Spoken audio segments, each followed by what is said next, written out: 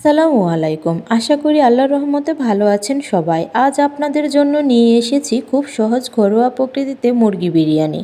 Chicken biryani বলছি না, কারণ আজ চেষ্টা করেছি পুরো ১৬ আনা বাঙালি বিরিয়ানি রান্না করার।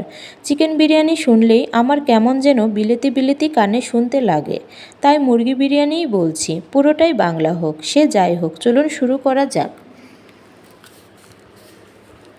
এবার আমি একটি হাঁড়িতে এলাচ, দারচিনি, লবঙ্গ দিয়ে দেব। এরপর পেঁয়াজ কুচি দিয়ে একে একে রসুন বাটা, আদা বাটা, জিরা বাটা, সবগুলো মশলা বাটা দিয়ে দেব।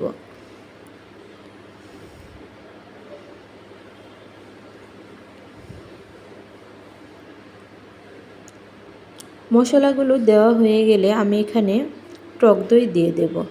টক দইটা আমার 4 থেকে 5 চামচের মতো ছিল। এরপর লিকুইড দুধ দিয়ে দিচ্ছি 250 গ্রাম। এরপর টমেটো সস দিয়ে দেব 2 টেবিল চামচ।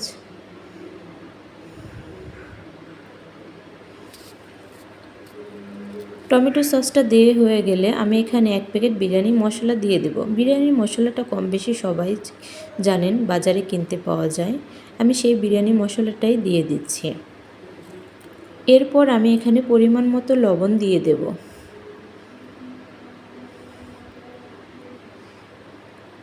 তারপর এখানে 1/2 চামচ ধনিয়া গুঁড়া দিয়ে দেব।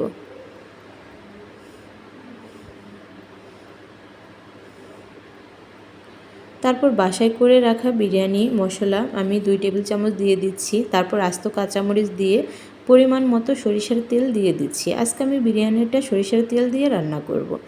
এরপর সব কিছু উপকরণ দেওয়া হয়ে গেলে আমি হাতের সাহায্যে সবগুলো মশলা ভালো করে মাখিয়ে নিচ্ছি। ভালো করে যত মাখাবেন তত মশলাটা বেশি ভালো হবে। মশলাটা মাখানো হয়ে গেলে আমি এখানে কেটে রাখা আলু দিয়ে দেব। আলু আমি 4টা বড় বড় আলু বড় টুকরো করে কেটে নিয়েছি। এরপর এখানে আমি 1.5 কেজি মুরগি দিয়ে দিচ্ছি। আলু মুরগি দেওয়ার পর আমি মশলাটার সাথে ভালো করে মাখিয়ে নেব। মাখানোর পরে আমি আধা ঘন্টার মতো ম্যারিনেট করে রাখবো, কারণ বিরিয়ানি রান্না করার সময় মুরগিটা মশলার সাথে আধা ঘন্টা ম্যারিনেট করে রাখলে বিরিয়ানির মাংসটা বেশি মজা হয়। আপনারা চাইলে সাথে সাথেই বসিয়ে রাখতে পারেন, তবে এভাবে ট্রাই করবেন, অনেক মজার হয়ে থাকে। ভালো করে মাখানোর পর আমি আধা ঘন্টা রেখে দিচ্ছি। তারপর আধা ঘন্টা পর আমি হাঁড়িটা চুলাতে বসিয়ে দেব। চুলাতে আমি প্রথমে হাই হিটে ভালো করে রান্না করে নেব। কষানো হয়ে গেলে আমি এখানে চালটা দিয়ে দেব। চাল মুরগি ভালো করে ভেজে আমি কিছুক্ষণ ভেজে নেব।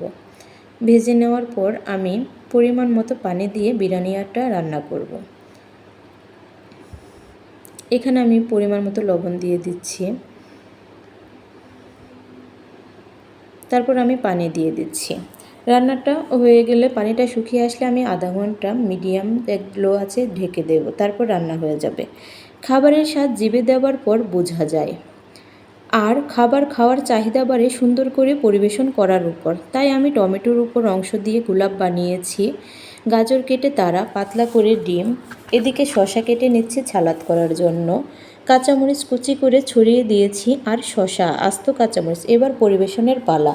সবাই ভালো থাকবার চেষ্টা করবেন। আজকের মতো এখানেই। আল্লাহ হাফেজ।